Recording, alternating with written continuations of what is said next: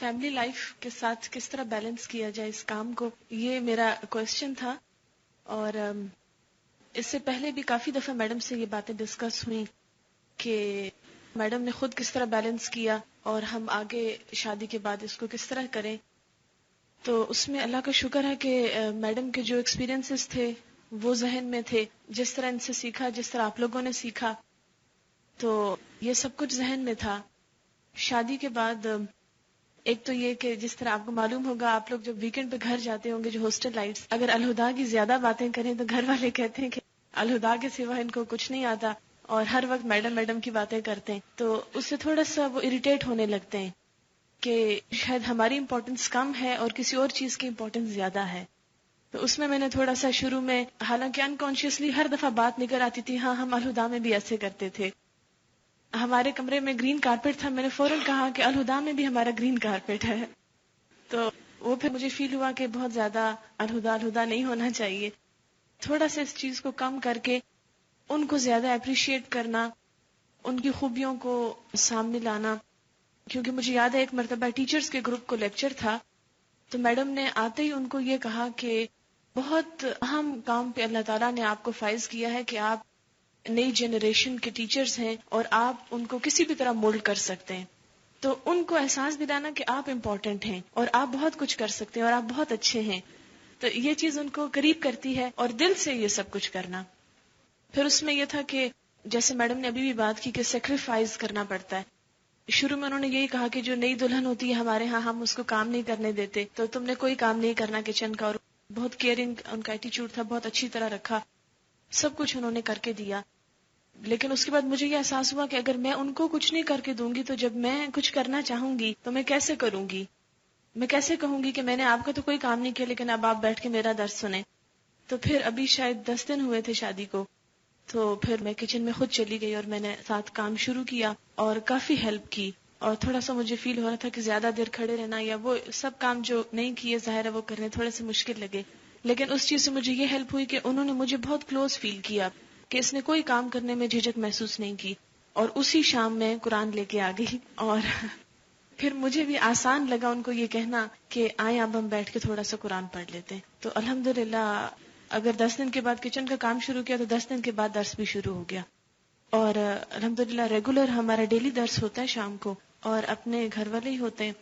اور اس میں یہ ہے کہ باقی سارا دن کم بولنا چاہیے تاکہ کوئی ایسی بات نہ ہو جو ان کو پسند نہ آئے، لیکن جب قرآن کی بات ہے تو پھر اس کا حق ادا کرنے کی کوشش کرنی چاہیے. لیکن جیسے میڈم نے کہا ہے کہ ایک محاذ آرائی والی بات نہیں ہونی چاہیے، اور ہم کا صیغہ استعمال کر کے کہ ہم سب کے لیے یہ ضروری ہے اور ہم سب ایسا کریں. اور پھر جب دعا ہوتی ہے تو اس میں یہ دعا میں ضرور مانگتی ہوں اللہم الف بین قلوبنا، اور ساتھ ترجمہ بھی کرتی ہوں کہ یا اللہ ہمارے دلوں میں محبت پیدا کر. تو اس سے یہ ہوتا ہے کہ مجھے خود بھی دل سے دعا ہوتی ہے اور ان کو بھی یہ احساس ہوتا ہے کہ اس میں کوئی دشمنی یا محاذ آرائی والی بات نہیں ہے. اور اب ان کو اچھا لگتا ہے جب میں میڈم کی الہدا کی باتیں کرتی ہوں. تو یہ چیز آہستہ آہستہ ہے. ایک جملہ ہے کہ گیو اینڈ ٹیک، دو اور لو، لیکن شادی کے بعد کافی عرصے تک صرف give and give and give, صرف دینا پڑتا ہے بہت کچھ، اور پھر آپ کچھ لینے کی پوزیشن میں ہوتے ہیں. اللہ تعالیٰ ہمیں عمل کی توفیق دے اور وہ حکمتیں سکھائے جو اللہ تعالیٰ نے ہمارے استادوں کو دی. شکریہ. السلام علیکم. ایک طریقہ ہم نے اختیار کیا تھا، پچھلی اسٹوڈنٹس کو میں نے بتایا تھا اور اس کا فائدہ بھی کچھ ہوا، کہ حکیم سعید کا شاید آپ نے انٹرویو پڑھا ہو، اس میں انہوں نے بتایا ہوا ہے کہ وہ جو بچپن میں قرآن حفظ کر رہے تھے تو ہوا یہ کہ ان کے اس کام میں جو ایک خاص شوق کس وجہ سے پیدا ہوا، کہنے لگے کہ میری والدہ نے مجھ سے کہا کہ تم جب قرآن ختم کر لو گے تو میں پیتل کے کٹوروں میں مٹھائی بانٹوں گی. کوئی ہوگا رواج اس دور کا. تو کہتے ہیں کہ مجھے یہ بڑا شوق تھا کہ جب میرا ختم ہوگا تو ایک دعوت ہوگی اور مٹھائی بٹے گی، اور یہ تو اس نشے میں یا شوق میں وہ یعنی پڑھتا رہا. اور پھر مجھے یاد ہے کہ بہت بڑی ایک دعوت ہوئی.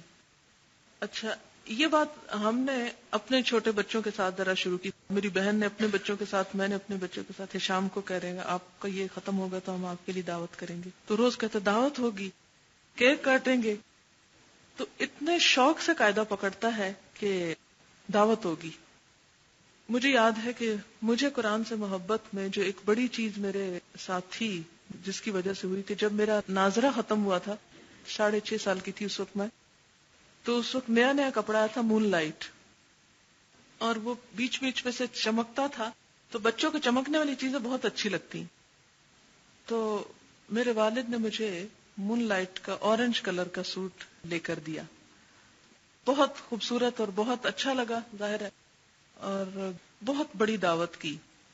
گرمیاں تھیں تو دعوت آموں کی تھی, اور مجھے ابھی تک یاد ہے کہ جیسے حمام نہیں آپ کا پڑا ہوتا باہر, یہ اسٹیل والا, اس طرح کے حمام تھے جس میں دودھ سوڈا اور اس طرح کی چیزیں تھیں, اور ساتھ آم تھے اور مٹھائی وغیرہ, اور اس طرح, اور بہت لوگ تھے ہمارے گھر. اور میں شہزادیوں کی طرح بیچ میں پھر رہی تھی کہ جیسے آج میں بہت امپورٹنٹ شخصیت ہوں. تو بچوں کے لیے یہ باتیں بہت وہ کرتی. پھر اس کے بعد مجھے یاد ہے کہ جب میں نے ترجمے کے ساتھ قرآن پاک ختم کیا تھا, تو اس دن بھی میرے والد نے بہت بڑی دعوت کی تھی. اتنے لوگ تھے ہمارے گھر کے بس صرف بیٹھنے کی جگہ رہی تھی, حالانکہ ہمارا گھر صحن اور برآمدے کافی بڑے بڑے تھے, اور کسی کو درس دینے کے لیے بلوایا بھی تھا. تو ہمیشہ سے ان کا ایک یہ طریقہ رہا, اور میں سمجھتی ہوں کہ یہ بہت فائدہ مند چیز ہے. جب آپ لوگ جائیں تو اپنے گھر میں, ظاہر ہے سب کو پتا کہ آپ پڑھنے کے لیے آئے ہوئے ہیں اور آپ کچھ کر رہے ہیں, جب آپ پڑھ چکے تو آپ ان کو اس نام پر جمع کر سکتے ہیں پہلی دفعہ کہ میں نے ختم کیا اور میرے ختم کی یہ دعوت ہے. ضروری نہیں کہ دعوت میں آپ بہت سی ڈشز پکائیں اور بہت کھانے کھلائیں اور بہت کچھ کریں, آپ کوئی بھی چیز کر سکتے ہیں جو آپ کی توفیق ہو. مثال کے طور پر جیسے ہم نے کل فقیرانہ سا کام کیا, ایک سموسہ, ایک جلیبی, ایک کپ چائے کافی ہے. اگر اس کی بھی نہ ہو تو اس سے بھی تھوڑا ہو سکتا ہے, ایک چیز بھی ہو سکتی ہے. تو آپ اس پہ بلائیں, اور اس میں آپ ان کو یہ بھی بتا سکتے ہیں اچھے سے کپڑے پہنے, اچھا سا ماحول بنائیں, لوگ خوشی خوشی آئیں, اور ساتھ اس میں آپ کسی اور کو بلا لیں درس کے لیے جس کو آپ سمجھیں کہ یہ اس موقع پہ آپ خود نہیں بول سکتے, اور اسی موقع پہ اناؤنسمنٹ کر دیں کہ ہر ہفتے بھی ہم کیا کریں گے. میں نے تو ایسے کلاسیں شروع کی ہیں. آپ دیکھیں کہ حضور صلی اللہ علیہ وسلم نے ابتدا کہاں سے کی تھی, یاد ہے آپ کو؟ دعوت کی تھی نا. ہم ویسے بھی تو دعوتیں کرتے رہتے, شادیوں پہ آپ دیکھیں کیا ہوتا ہے, اور گھروں میں کھانوں پہ کتنا کچھ جاتا ہے, خاندان برادری اکٹھا ہوتا ہے. تو اس میں آپ اگر اس نیت سے کھانا بھی کسی کو کھلائیں گے تو یہ بھی آپ کا ایک صدقہ شمار ہوگا, یہ بھی صدقہ جاریہ میں جائے گا. کیونکہ پھر وہی بات ہے, پھر قربانی مانگتا ہے نا دین. بعض اوقات ہم اتنا افورڈ نہیں کر سکتے ہوتے, اپنی جیب پہ بوجھ پڑتا ہے, لیکن دین کے لیے کرنا ہے کیونکہ کرنے کی ضرورت ہے. بعض اوقات آپ کے پاس اتنا نہیں ہوتا کہ آپ ادھر ادھر صدقہ خیرات کر سکے. تو میں تو پھر جیسے طالب علمی کے زمانے میں بھی اور بعد میں بھی اپنے تبلیغ کے کام میں ہی صدقہ نکال دیا کرتی تھی. ایک تو اس سے آپ شروع کر سکتے ہیں. چند ہی دفعہ میں لوگ عادی ہو جاتے ہیں. تو آپ کو پتا ہے کہ ہمارے کسی بھی ویکلی درس میں کوئی چائے پانی نہیں ہوتا, کچھ بھی نہیں ہوتا. اسی کا درس کئی سالوں سے چل رہا ہے. شروع میں ہاں ہم یہ کرتے تھے ایک کام, جب سپارہ ختم ہوتا تھا خوب پارٹی کرتے تھے, اور اس پارٹی میں ہوتا یہ تھا کہ ہم ایک ڈبہ رکھ دیتے تھے, ہم کہتے تھے پارٹی فنڈ, اور ساتھ میں یہ کہہ دیتی تھی کہ یہ چونکہ کھانے پہ لگ رہا ہے تو یہ ثواب ہے کھلانے کا, اور اسی طرح اسلام کی تبلیغ کی نیت سے لگا رہے ہیں تو اس کا بھی جتنے لوگ آئیں گے اور ثواب ہوگا, دوہرا ثواب ہے اس کا. تو الحمدللہ اتنی کنٹریبیوشن ہو جاتی تھی کہ کئی 100 لوگوں کا اس میں کھانا وانا بھی ہو جاتا تھا, بعضوں کا چائے مٹھائی بھی ہو جاتی تھی, بعضوں کا کولڈ ڈرنکس ہوتے تھے, جو اس میں سے نکلا اس کے مطابق خرچ کر لیا. میرے خیال میں 10 پاروں تک تو یہ ریگولر فیچر رہا ہے پارٹی. جیسے پہلے پارا ختم ہوا تو پارٹی ہوئی, اور اس میں یہ کہتی تھی اوروں کو بھی پارٹی میں لائیں, اپنے رشتہ داروں کو بھی لائیں. تو آپ یقین کریں کہ پہلا جب میں نے پارا شروع کیا تو ہال کا 1/4 حصہ ہوتا تھا. پہلے پارے کی پارٹی سے ہال آدھا ہو گیا. تیسرے پارے کی پارٹی کے بعد مجھے اچھی طرح یاد ہے کہ وہ 3 حصے بھر گیا تھا ہال, اور 1 حصہ خالی تھا, اور چوتھے کے بعد پورا ہو گیا تھا. اور اگر آپ ہر ہفتے نہ بھی کر سکیں, مہینے میں 1 دن کر لیں, جب سپارہ ختم ہو جائے تو اس وقت کر لیں. آپ کو یاد ہوگا کہ یہاں اس سال میں آپ نے بڑی مٹھائیاں کھائی ہیں, اور پہلی مٹھائی جو آپ نے کھائی تھی وہ بھی یاد ہے, بھول گئے, پہلے پارے کے ختم ہونے پہ کھائی تھی. اور یہ بھی ہمارا ایک ریگولر فیچر رہا ہے کہ ہم یہاں بھی چاہے گروپ کتنا ہی ہو پہلے پارے کے ختم ہونے پہ مٹھائی ضرور دیتے ہیں. اس کے بعد یہ کہ جب کبھی کوئی توفیق ہو پیسے ہوں تو ٹھیک ہے, نہیں ہے تو نہیں. لیکن وہ اس لیے کہ ایک اچیومنٹ ہوتی, ایک پارا ہم نے پڑھ لیا, ایک اچیومنٹ ہوتی ہے. مجھے یاد ہے کہ وہاں الہدا میں ایک دفعہ سپارہ ختم ہوا, پہلا ہی تھا یا دوسرا تھا مجھے یاد نہیں, لیکن میرے پاس کچھ نہیں تھا سوائے ریوڑیوں کے, تو میں نے کلاس میں ریوڑیاں بانٹی تھی. ایک دفعہ وہ بانٹی تھی کشمش, کچھ نہیں تھا تو میں نے کہا کشمش ہی بانٹو, بانٹنا ضرور ہے کیونکہ وہ ایک اچھی فیلنگ آتی. اور پھر آپ دیکھیں کہ میں آپ سے ہمیشہ کہتی ہوں کہ اگر آپ دینے والے بن جائیں, دینے والے بن جائیں, اس کے بدلے میں جو کچھ آپ کو ملتا ہے اللہ تعالیٰ کی طرف سے سیٹسفیکشن اور اطمینان اور خوشی, دنیا کی کسی چیز میں بھی نہیں. اسی طرح آپ نے دیکھا ہوگا 30واں پارہ سارا میں نے آپ کو براؤن کپڑوں میں پڑھایا, میں نے کوئی شوخ رنگ نہیں پہنا. جتنا عرصہ آپ کو آخرت کی آیات پڑھائی ہیں کیوں نہیں پہنا؟ اس لیے مجھے پتا ہے کہ جو میں پڑھانے جا رہی ہوں اس کے ساتھ یہ میچ نہیں کرتا. لیکن کل چونکہ آپ کا قرآن ختم ہوا ہے, آج میں نے شوخ رنگ پہنا تاکہ ایک خوشی کا بھی اظہار ہو. جیسے قرآن پاک میں وہ آتا ہے نا کہ فَبِذَلِكَ فَلْيَفْرَحُوا هُوَ خَيْرٌ مِّمَّا يَجْمَعُونَ. یہ آیت کس کانٹیکسٹ میں؟ اس نعمت کے حاصل ہونے پر انہیں چاہیے کہ وہ خوشی منائیں. یہ ہر اس چیز سے بہتر ہے جسے لوگ جمع کرتے ہیں. هُوَ خَيْرٌ مِّمَّا يَجْمَعُونَ. اور زندگی میں ہم کیا کچھ جمع کرتے ہیں, مال زیور معلوم نہیں, کپڑے کیا کچھ, لیکن جو کچھ اب آپ نے جمع کیا ہے وہ ہر اس چیز سے بہتر جو اب تک آپ جمع کر چکے. اسی لیے عبداللہ بن عمر کے بارے میں آتا ہے کہ انہوں نے 7 اونٹ ذبح کیے جب ان کی سورۃ البقرہ ختم ہوئی. اسی طرح اور بھی مختلف مواقع پر. تو اما بنعمت ربک فحدث, نعمت کا اظہار بھی ہونا چاہیے, لیکن اس میں بھی ایک اعتدال جو ہے وہ ضروری ہے. مثلا اگر آپ ایک استاد کی حیثیت سے جا رہے ہیں اور بہت زیادہ آپ نے کچھ ایسا پہنا ہوا ہے تو لوگ آپ ہی کو دیکھتے رہ جائیں گے, اصل اس میں کم توجہ کریں گے.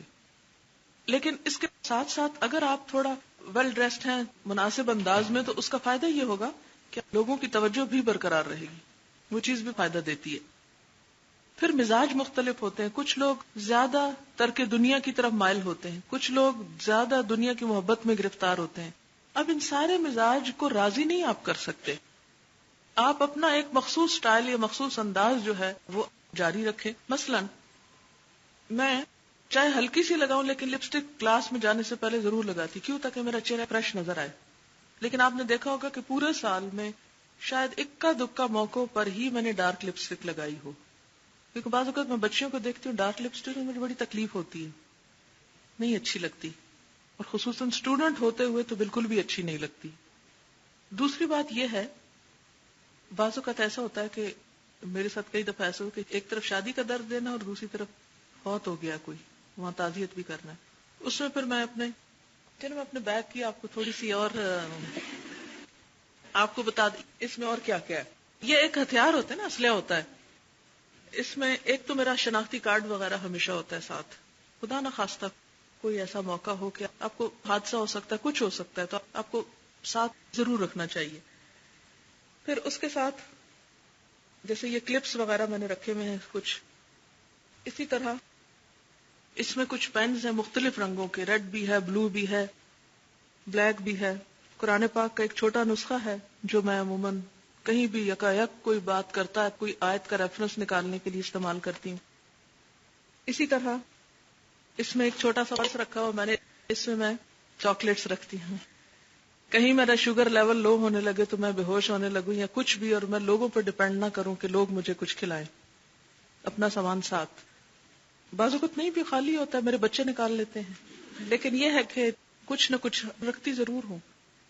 یعنی بعض اوقات یہ 6 مہینے پڑی رہتی ہے اور میں یوز نہیں کرتی, لیکن رکھتی ضرور ہوں.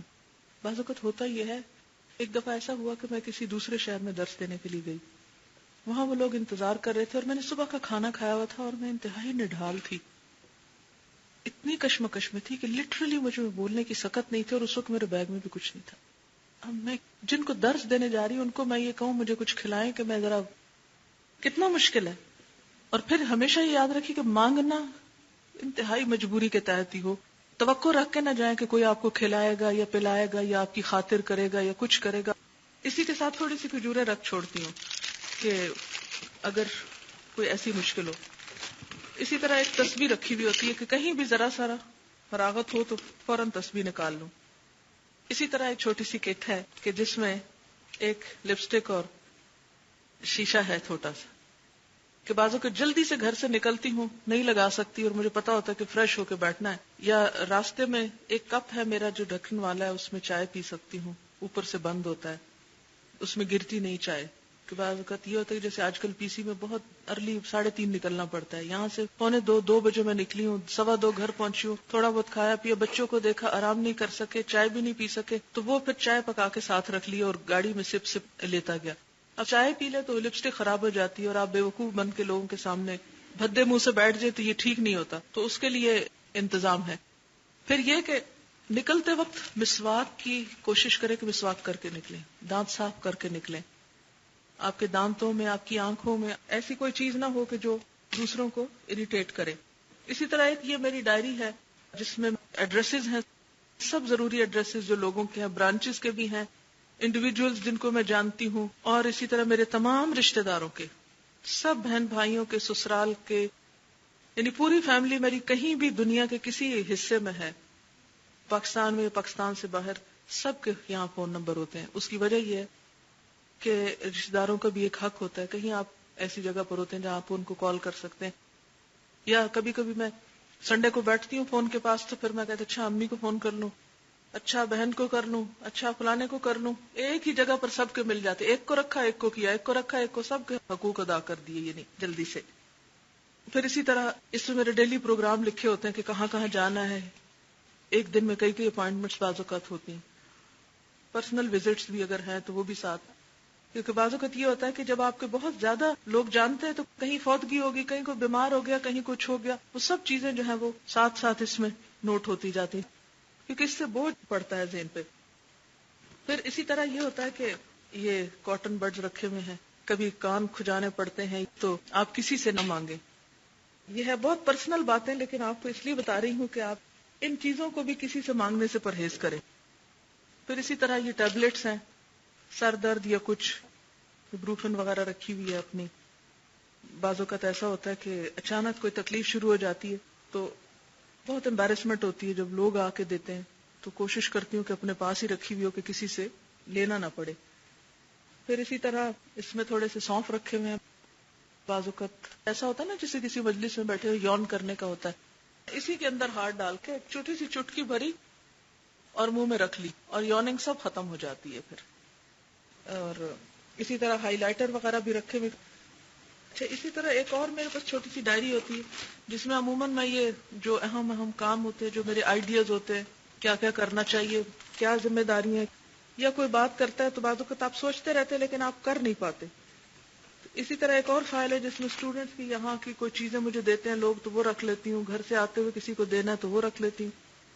تو ان سب چیزوں سے سہولت اتنی ہو جاتی ہے کہ وقت بچتا ہے. ورنہ اگر آپ ہر چیز ذہن کے اوپر رکھ کے تو کرنا شروع کریں تو آپ کو بہت ٹائم ضائع ہو جائے گا.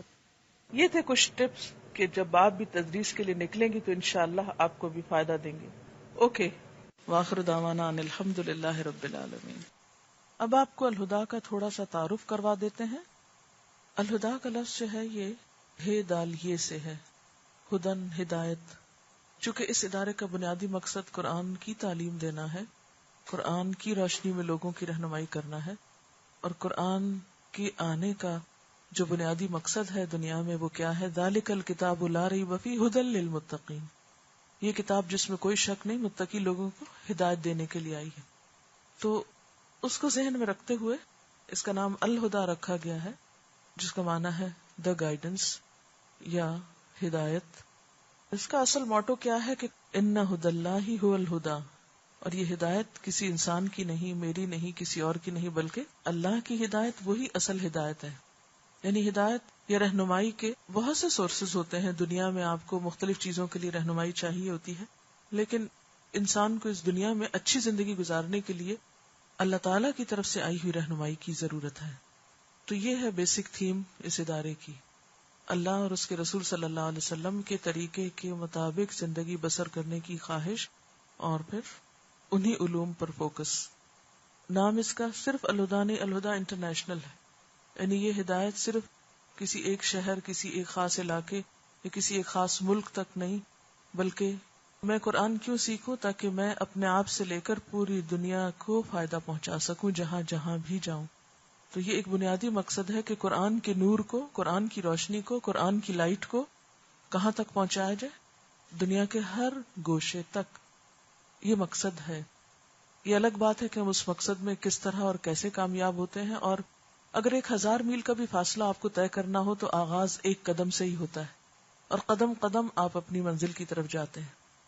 یہ ادارہ کوئی سیاسی ادارہ نہیں ہے، کوئی پولیٹیکل پارٹی نہیں ہے، کوئی وقتی یا ہنگامی یا کوئی مذہبی یا لسانی یا کسی اور محدود مقصد کے لیے نہیں بنایا گیا. اس کا بنیادی مقصد کیا ہے؟ لوگوں کو اللہ سے جوڑنا.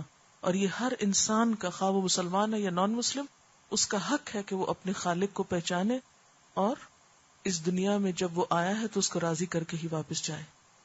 کام کرنے کی میتھڈالوجی کیا ہے کہ یہ ایک ویلفیئر فاؤنڈیشن کے طور پر رجسٹرڈ ہے گورنمنٹ آف پاکستان سے. 1994 سے باقاعدہ کلاسز کا آغاز ہوا تھا، اور 2 اس کے بنیادی مقاصد ہیں. ایک تو اسلامی تعلیم کو عام کرنا، اور دوسرا انسانیت کی خدمت خلق. اور الہدیٰ انٹرنیشنل کمپنیز آرڈیننس حکومت پاکستان 1984 کے تحت رجسٹرڈ ہے. اس کا بورڈ آف ڈائریکٹرز ہے. فاؤنڈیشن کے جتنے بھی حسابات ہوتے ہیں آمد و خرچ کے، وہ سب حکومت پاکستان دیکھتی ہے، اس کے سامنے جاتے ہیں اور آڈٹ ہوتے ہیں. اور اس کو جو ڈونیشنز دی جاتی ہیں، یہ ادارہ بنیادی طور پر ڈونیشنز پہ چلتا ہے. ٹھیک ہے، تو جو ڈونیشنز ہوتی ہیں وہ گورنمنٹ آف پاکستان کے جو ایک پروویژن ہے کہ ایسے ادارے جو نان پروفٹ ہیں ان کو یہ سہولت مہیا کی جاتی ہے کہ جو ان کو ڈونیشنز دیں ان کی وہ ڈونیشن انکم ٹیکس سے مستثنا ہو، تو وہ بھی سہولت اس ادارے کو حاصل ہے. مقاصد کیا ہیں؟ ہر طرح کے تعصب اور فرقہ واریت سے پاک اسلامی اقدار اور افکار کو خالص علمی اور تحقیقی بنیادوں پر فروغ دینے کی کوشش کرنا. یہ لفظ جو ہے علمی اور تحقیقی، یہ بہت قابل توجہ ہے. اگر آپ کو کوئی بھی بات بتائی جائے تو وہ خیالات اور خواہشات پر مبنی نہ ہو بلکہ علم کی بنیاد پر ہو. ٹھیک ہے. اور دوسری بات یہ ہے کہ ریسرچ بیسڈ ہے، یعنی سنی سنائی کہانیاں اور باتیں جن کی کوئی حقیقت نہیں، اصلیت نہیں، ان پر توجہ نہیں دی جائے گی. جو چیز بھی لی جائے گی، قبول کی جائے گی، وہ علم کی بنیاد پر تحقیق کے ساتھ اور اتھینٹک بات لی جائے گی. پھر دوسرا مقصد کیا ہے کہ معاشرے کے جو پسماندہ طبقات ہیں، نادار، مستحق، ضرورت مند یا آفت زدہ لوگ، ان کی فلاح و بہبود کے لیے منصوبے بنانا اور ان پر عمل کرنا. ان مقاصد کی تکمیل کے لیے فاؤنڈیشن کے تحت 3 شعبے ہیں. ایک تعلیم کا ہے، دوسرا نشر و ارشاد کا ہے، تیسرا خدمت خلق کا ہے، یعنی ایجوکیشن، ماس کمیونیکیشن اور سوشل ویلفیئر. یہ 3 پروجیکٹس ہیں اس تنظیم کے. تعلیم کا شعبہ جو ہے وہ اس آیت پر بیسڈ ہے، وَمَا كَانَ الْمُؤْمِنُونَ لِيَنْفِرُوا كَافَّةً فَلَوْلَا نَفَرَ مِنْ كُلِّ فِرْقَةٍ مِّنْهُمْ طَائِفَةٌ لِيَتَفَقَّهُوا فِي الدِّينِ وَلِيُنذِرُوا قَوْمَهُمْ إِذَا رَجَعُوا إِلَيْهِمْ لَعَلَّهُمْ يَحْذَرُونَ. اور یہ کچھ ضروری نہ تھا کہ اہل ایمان سارے کے سارے ہی نکل کھڑے ہوتے، یعنی سب کو ایک ہی کام نہیں کرنا، بلکہ ایسا کیوں نہ ہوا کہ ان کی آبادی کے ہر حصے میں سے کچھ لوگ نکل کر آتے جو دین کی سمجھ پیدا کرتے اور واپس جا کر اپنے علاقے کے باشندوں کو خبردار کرتے، کیونکہ دین کا علم تو ہر ایک پر لازم ہے. اب سب یہاں نہیں آ سکتے، سب کسی ایک جگہ اکٹھے نہیں ہو سکتے، لیکن ایسی جگہ یا ایسے ادارے ہونے چاہیے جہاں ہر ایریے سے لوگ آئیں، سیکھیں اور واپس جا کر کیا کریں؟ اپنے علاقوں میں دوسروں کو بھی اس روشنی سے منور کریں، جس کا آغاز وہ کہاں سے کریں گے؟ اپنے گھر سے کریں گے. الہدیٰ کی ایکٹیویٹیز ہیں کچھ مختصر سی: ایجوکیشن اینڈ ٹریننگ، تعلیم اور تربیت، ماس کمیونیکیشن اور خدمت خلق، سوشل ویلفیئر. پہلا شعبہ، اس میں سب سے پہلے institute of Islamic education for women قائم کیا گیا ہے، جس میں pre diploma, diploma, post diploma, certificate اور مختلف کورسز کرائے جاتے. اور ڈپلوما کورسز 4 طرح کے ہیں. ایک تعلیم الاسلام ہے، تعلیم القرآن ہے، اگست سے اگست تک، یہ ینگ گرلز کے لیے ہوتا ہے. تیسرا علم الکتاب ہے جو شام کو ہوتا ہے. نور القرآن ہے جو گھریلو خواتین کے لیے ہے، یہ 2 سال کا کورس ہے جس میں ہفتے میں صرف 4 دن پڑھائی ہوتی ہے. اس ڈپلوما کورس کو ڈیزائن کس طرح کیا گیا ہے؟ یہ قرآن پاک کی اس آیت کو سامنے رکھ کے کیا گیا ہے. جو کچھ آپ کو پڑھایا جائے گا اس کی بنیاد کیا ہے؟ یہ آیت لقد من اللہ علی المؤمنین اذ بعث فیہم رسولا من انفسہم یتلو علیہم آیاتہ ویزکیہم ویعلمہم الکتاب والحکمہ وان کانوا من قبل لفی ضلال مبین. در حقیقت اہل ایمان پر تو اللہ نے یہ بہت بڑا احسان کیا ہے کہ ان کے درمیان خود انہی میں سے ایک ایسا پیغمبر اٹھایا جو اس کی آیات انہیں سناتا ہے، ان کی زندگیوں کو سنوارتا ہے، ان کو کتاب اور دانائی کی تعلیم دیتا ہے، حالانکہ اس سے پہلے وہ لوگ سری گمراہیوں میں پڑے ہوئے تھے. اس میں 4 اہم چیزیں ہیں. نمبر 1 تلاوت قرآن، یتلو علیہم آیاتہ، اس میں تجوید ہے، ناظرہ ہے اور کچھ صورتوں کا حفظ کرنا ہے. دوسرا یعلمہم الکتاب ہے جس میں ترجمہ قرآن ہے، تفسیر ہے، عربی لکھنے کا طریقہ اور علوم القرآن، گرامر، عقیدہ، یعنی کچھ تو ڈائریکٹ اس سے متعلق ہے، کچھ اس کو سیکھنے میں مددگار ہے، تعلیم کتاب. اور پھر یہ ہے کہ قرآن پاک میں جو دیگر مذاہب کا ذکر ہے جیسے یہودیت ہے، عیسائیت ہے یا مشرکین کا ذکر ہے تو ان پر بیسڈ دیگر ادیان کی بھی اسٹڈی ہے. اور پھر قرآن کو آگے پہنچانے کے طریقے میں دعوت و تبلیغ کا ایک سبجیکٹ. حکمت میں حدیث، علوم الحدیث، سیرت نبی صلی اللہ علیہ وسلم، مسلم ہیروز جس میں صحابہ اور تابعین کے حالات ہیں، فقہ اور اصول الفقہ. یزکیہم میں دعائیں بھی ہیں، یعنی دعاؤں کو یاد کر کے انسان اللہ کی مدد حاصل کرے، اور اس کے علاوہ تربیہ کے مختلف ٹاپکس، یعنی پرسنالٹی گرومنگ ہے بیسیکلی اس میں. گویا ہمارا منہج یا میتھڈ کیا ہوگا؟ نبی صلی اللہ علیہ وسلم کا طریقہ جو انہوں نے لوگوں کو ایجوکیٹ کرنے کے لیے استعمال کیا، اور وہ کیا تھا؟ تلاوت آیات، تعلیم کتاب، تعلیم حکمت اور تزکیہ یعنی تربیت. ٹھیک ہے، تو یہ 4 بیسک کمپوننٹس یا آپ یوں کہیے کہ اجزاء ہیں آپ کی تعلیم کے. نمبر 1 قرآن کی آیات صحیح پڑھنی آتی ہوں. نمبر 2 اس کا ترجمہ اور تفسیر اور اس کے اندر غور و فکر. نمبر 3 حکمت جس سے مراد نبی صلی اللہ علیہ وسلم کے اقوال، افعال اور ان کی سیرت اور ان کا عمل ہے. اور نمبر 4 تربیت اور تزکیہ، یعنی صرف علم نہ ہو بلکہ اس علم کی جھلک اخلاق اور معاملات میں بھی نظر آئے. اس میں تدریس کے دوران آپ کو بہتر طور پر سمجھنے کے لیے ملٹی میڈیا پریزنٹیشن جو ہیں وہ دکھائی جاتی ہیں. ماس کمیونیکیشن ایک الگ باقاعدہ شعبہ ہے جس میں کچھ اسٹوڈینٹس پڑھنے کے ساتھ ساتھ ہیلپ کرتے ہیں جن کے پاس کوئی اسکل یا کوئی آئیڈیاز ہوتے ہیں، اور کچھ جو پڑھ کے جا چکے ہیں وہ باقی اسٹوڈینٹس کے لیے ایسی پریزنٹیشنز تیار کرتے ہیں. آڈیو لائبریری بھی موجود ہے جس میں مختلف طرح کی لیکچرز سننے کے لیے اور گھر والوں کو سنوانے کے لیے ایشو ہوتے ہیں.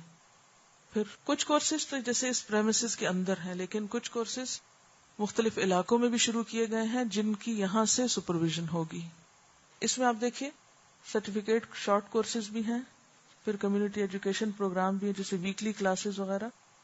اس کے علاوہ سپروائزڈ ایجوکیشن میں تعلیم دین پروگرام ہے، کیسٹ کلاسز ہیں، کورسپونڈنس کورس ہے، خط و کتابت کورس، صوت الہدا اور تعلیم دین. تعلیم دین پروگرام جو ہے یہ برانچز کے نام سے بھی مشہور ہے. اسکولز آف اسلامک اسٹڈیز کے نام سے ہم نے برانچز کچھ قائم کی ہوئی ہیں جن میں خواتین کے لیے اندرون ملک اور کچھ باہر کے ملکوں میں بھی 1.5 سالہ اور 2.5 سالہ تک کورس موجود ہے حسب ضرورت اور حسب حالات. ان میں بھی آلموسٹ وہی سبجیکٹ پڑھائے جاتے ہیں. برانچز میں بھی جتنی استطاعت ہے، یہ جتنا ممکن ہے اتنا لٹریچر یا اتنی چیزیں فراہم کی جاتی ہیں. بیسیکلی چونکہ اسلام آباد میں یہ انسٹیٹیوٹ قائم ہوا تھا، وہاں سے یہ آج سے 4 سال پہلے کراچی میں شروع ہوا تھا، تو زیادہ تر برانچز اسی ایریا میں ہیں. اب کراچی میں بھی کچھ علاقوں میں برانچز قائم ہو گئی.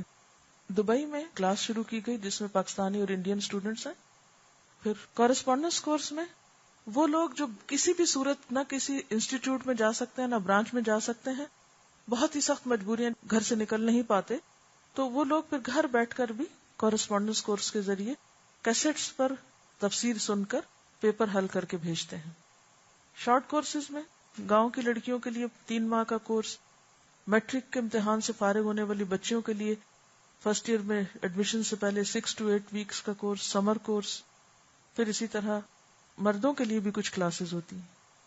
پھر کمیونٹی ایجوکیشن بھی ہے، اس میں ہفتہ وار پروگرام ہے، ویکلی کلاسز ہیں، اردو میں، انگلش میں. بچوں کے پروگرام ہیں کلرز آف اسلام کے نام سے، ریئلٹی ٹچ، انگلش میں ویکلی کلاس تھی. پھر اسلامی مہینوں میں اسپیشل لیکچرز بھی ہوتے ہیں. رمضان میں دورہ قرآن ہوتا ہے. حج اور عمرے کے لیے خصوصی تربیتی پروگرام آج کل بھی چل رہا ہے. جو لوگ حج پہ جانے والے ہیں ان کو ٹرین کیا جا رہا ہے. پھر عیدوں کے موقع پر سنت رسول صلی اللہ علیہ وسلم کے مطابق عید کے لیے رہنمائی، مختلف لیفلیٹس اور اس طرح کی چیزیں بھی اویلیبل کی جاتی ہیں.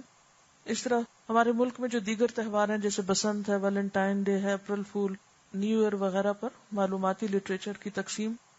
پھر خوشی غمی کے جو مواقع ہیں ان پہ کیا کیا جائے اس پر تربیت کا اہتمام، مختلف جگہوں پر درس. پھر ایک تعلیمی اصلاحی اور فلاحی پروگرام، اس میں کچی بستی کے پروگرام، جیل پروگرام، گاؤں وغیرہ میں ہسپتالوں میں مریضوں کو وزٹ کرنا، سوشل ویلفیئر کے کچھ کام. اور ماس کمیونیکیشن. ماس کمیونیکیشن کا اصل موٹو کیا ہے کہ قرآن سب کے لیے، یعنی صرف ان لوگوں کے لیے نہیں جو یہاں الہدیٰ میں اندر آ جاتے ہیں، بلکہ کہیں بھی کوئی ہے ان تک، چاہے ریٹن، چاہے کیسٹ، چاہے ویڈیو، آڈیو، CD، کسی بھی طرح ہر ہاتھ اور ہر دل تک پہنچانے کا ایک خواب ہے کہ قرآن جو اللہ کا کلام ہے، اللہ کا پیغام ہے اپنے بندوں کے نام، وہ پیغام ہر بندے تک پہنچ جائے. اس دنیا میں آیا ہے کیا اس کے بغیر ہی چلا جائے کہ اسے پتہ ہی نہ ہو اس کے رب نے اس کے لیے کیا کہا ہے. اس کے لیے کچھ شعبے ہیں جیسے آڈیو ویژن کا شعبہ ہے. اس میں مختلف تفسیر، قرات، دعاؤں اور لیکچرز وغیرہ کی آڈیو کیسٹس اور CDs کی تیاری بھی ہوتی ہے اور ان کو پرنٹ بھی کرایا جاتا ہے. ملٹی میڈیا پریزنٹیشنز کے ذریعے، کارڈز اور بکس اور کیسٹس کی تیاری کے ذریعے، اسٹالز لگا کر مختلف جگہوں پر کیسٹس وغیرہ اویلیبل کرنا. الہدیٰ کی ایک ویب سائٹ بھی ہے جس میں فری ڈاؤن لوڈ کرنے کی لیکچرز کی سہولت بھی موجود ہے. تیسرا حصہ خدمت خلق ہے. خدمت خلق میں شادی پروگرام ہے جس میں میرج بیورو ہے ایک، اس کے تحت رشتوں کے لیے بھی کوشش کی جاتی. پھر اسی طرح شادی باکس کی تیاری کہ ضرورت مند لوگوں کی شادی کے لیے کپڑے اور مختلف چیزوں کی تیاری. پھر اسی طرح غریب عورتوں کو مختلف علاقوں میں گھریلو مہارتیں جیسے سموسے بنا کر بیچیں، یا اسی طرح اور چھوٹے چھوٹے ہنر سیکھ کر پھر اپنی کمائی کا ذریعہ بنائیں. پھر ٹھیلے اور سلائی مشینیں وغیرہ بھی فراہم کی گئیں تاکہ لوگ خود کام کریں، بجائے اس کے کہ صرف چند سو روپے لوگوں میں تقسیم کر دیے جائیں زکوٰۃ کے، ان کو کام پر لگایا جائے. پھر اسی طرح یتیموں اور بہت ہی مستحق لوگوں کے جو ماہانہ وظائف ہیں وہ بھی الحمدللہ موجود ہیں، کیونکہ لوگ جب قرآن پڑھتے ہیں تو پھر وہ قرآن ہی کی تعلیمات پر عمل کرنے کے لیے دوسرے ضرورت مند لوگوں کی مدد کرنا چاہتے ہیں، تو اس کا انتظام ایک طرح سے کیا گیا ہے. فوڈ اور کلوتھ ڈسٹریبیوشن سال بھر ہوتی رہتی ہے، گاؤں وغیرہ میں بھی، جیل میں بھی، اور بھی. کنواں کھدوانا یا پانی کا انتظام کرنا بہت بڑی نیکی ہے. تو جہاں کہیں بارشیں نہیں ہوتی یا پانی کا حصول مشکل ہوتا ہے تو الحمدللہ کافی علاقوں میں اب تک کنویں کھدوائے جا چکے ہیں. لیکن یہ سب کچھ بہت تھوڑا ہے. ابھی ہم سب کو قرآن کی روشنی ہزاروں زندگیوں تک لے کر جانی ہے انشاءاللہ. مایوس زندگیوں میں علم و ہدایت کی روشنی پہنچانی ہے. اس کے لیے ہم سب اپنے علم، وقت، سرمائے، مشورے اور اپنی صلاحیتوں کے ساتھ اس کام میں آگے بڑھ سکتے ہیں، ایک دوسرے سے تعاون کر سکتے ہیں. ربنا تقبل منا انک انت السمیع العلیم وتب علینا انک انت التواب الرحیم. سبحانک اللہم وبحمدک نشہد ان لا الہ الا انت نستغفرک ونتوب الیک. السلام علیکم ورحمۃ اللہ وبرکاتہ.